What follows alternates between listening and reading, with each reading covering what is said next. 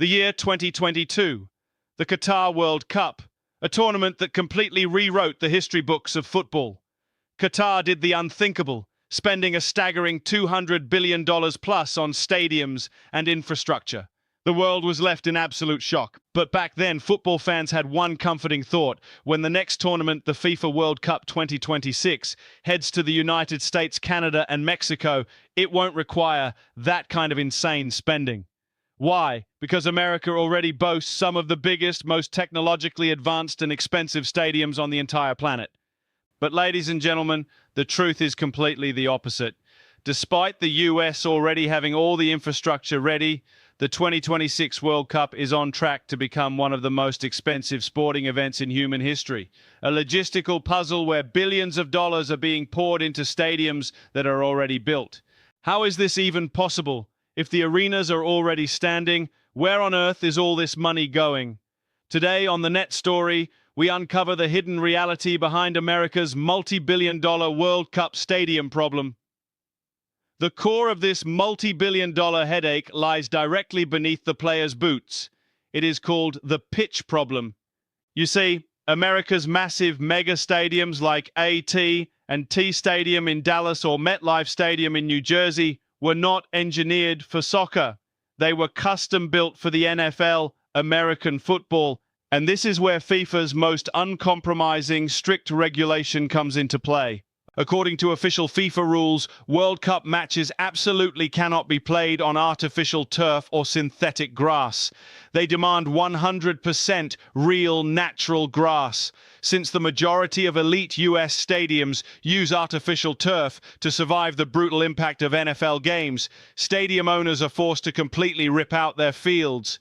They have to grow specialized, natural grass and install multi-million-dollar underground vacuum and watering systems just to keep the grass alive inside indoor arenas. But wait, the grass is only half the battle. The real nightmare is the physical dimension of the stadiums. An NFL field is significantly narrower than a standard FIFA soccer pitch. Soccer requires a much wider playing area. To make these pitches wide enough to meet FIFA standards, engineers are forced to literally cut into the concrete foundations. They have to completely demolish the lower tier rows of seats, the most expensive seats in the house, just to make the pitch fit. Demolishing and rebuilding the interior of an existing mega stadium is turning out to be far more expensive than building a brand new stadium from scratch. The second major reason behind the soaring costs is FIFA's relentless book of demands. When FIFA takes over a venue for the World Cup, they don't just look at the pitch, they take over the entire facility. FIFA requires a massive amount of luxury hospitality space for their high-profile VIPs, corporate sponsors, and delegates. Stadiums are having to completely renovate their luxury suites and build entirely new premium lounges to meet these elite standards. On top of that, a World Cup press box needs to accommodate thousands of international journalists, broadcasters, and tech crews simultaneously. Existing press boxes built for local NFL media are simply too small. Stadium owners are spending millions to build state-of-the-art media centers, upgrade stadium-wide fiber optic connectivity, and overhaul security systems. From Boston's Gillette Stadium to Toronto's BMO Field, owners are coughing up endless cash just to check every single box on FIFA's elite checklist. To truly understand the scale of 2026, let's compare it to the tournament that came before it. In Qatar 2022, every single stadium was located within a tight, compact radius around the city of Doha. Teams and fans could literally take a short metro ride to travel between different matches on the exact same day. Now, look at North America. This isn't just a host country, it's an entire continent. The distance between a match in Vancouver, Canada, and a match in Mexico City is over 3,000 miles. This massive geographical footprint creates a logistical nightmare because the climate varies drastically from the humid heat of Miami to the cooler air of Toronto. Stadiums must adapt their internal cooling and climate control systems at a massive expense. Furthermore, cities are spending billions to upgrade public transport networks, expand airport terminals, and set up massive security operations across 16 different cities. The sheer cost of connecting an entire continent for a single month of football is completely unprecedented. So when you tally up the broken seats, the ripped-up turf, the luxury renovations, and the continental logistics, it begs the ultimate question: is America's multi-billion-dollar gamble actually worth it? The answer is a resounding yes. Unlike Qatar, which built massive stadiums that risked becoming empty desert monuments, America is investing in structures that will remain completely functional for decades to come. The US isn't just trying to host a tournament, they are using the 2026 World Cup to permanently skyrocket soccer culture to the absolute top of the American sports market. When the final whistle blows and the trophy is lifted, these upgrades will cement North America as the undisputed global capital of modern sports entertainment. What do you think? Will the 2026 World Cup top the sheer luxury of Qatar 2022? Let us know your thoughts in the comments below. Don't forget to hit that like button, share this video, and subscribe to the Net Story for more deep dive football documentaries. Thanks for watching, and see you in the next story. To truly understand where these billions are evaporating, we need to look at the specific stadiums themselves. Let's start with MetLife Stadium in New Jersey, the venue officially chosen to host the prestigious 2026 World Cup final. MetLife is a massive stadium, but it was built exclusively for the New York Giants and New York Jets. Because of its rigid American football design, engineers have to remove the entire lower tier of seating in the corners just to extend the field's width. This adjustment alone is costing the city and the stadium owners an estimated $16 million, and that is just for a single stadium's corners. Now let's travel down to Texas to the monstrous AT&T Stadium in Dallas. This place is famous for its massive, world record-sized hanging video board. But for the World Cup, that stunning screen is actually a hazard. FIFA officials realized that high-clearing soccer kicks could literally hit the giant screen. To fix this, engineers are working on a multi-million-dollar project to mechanically raise the entire video board higher into the roof infrastructure. When you add the cost of installing a brand new retractable natural grass system over their synthetic turf, Dallas is looking at a bill of over $100 million just to prep for a few matches.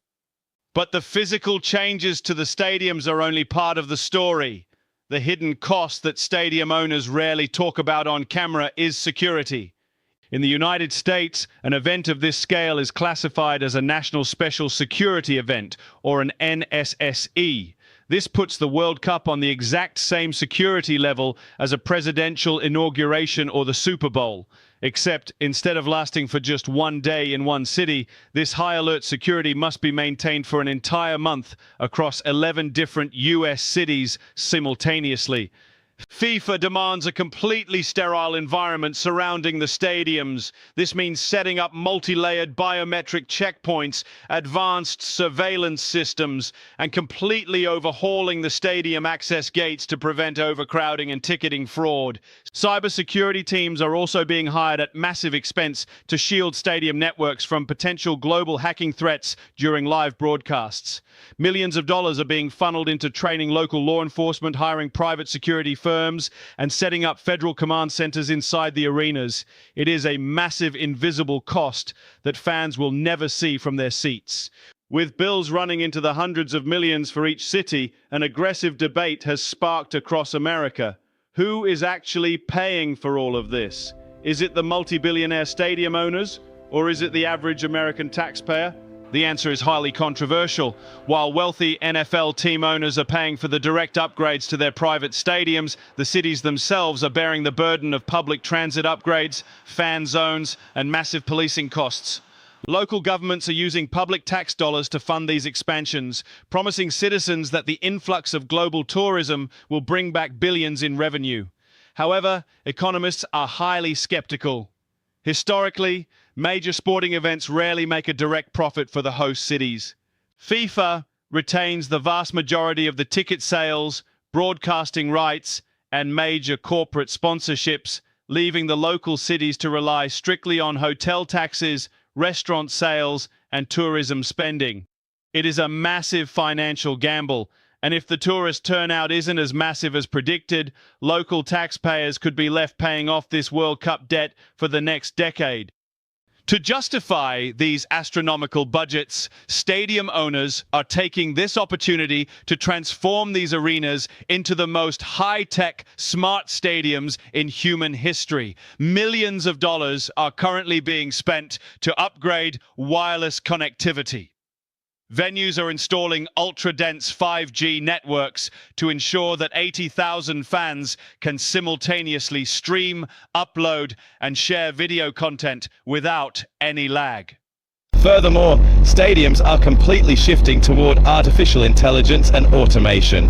From biometric facial recognition entry gates that scan your ticket as you walk past, to fully automated cashless concession stands where you can grab food and walk away without waiting in line. They are even testing augmented reality apps that allow fans in the stadium to point their smartphones at the field and see real-time player statistics overlaid on their screens.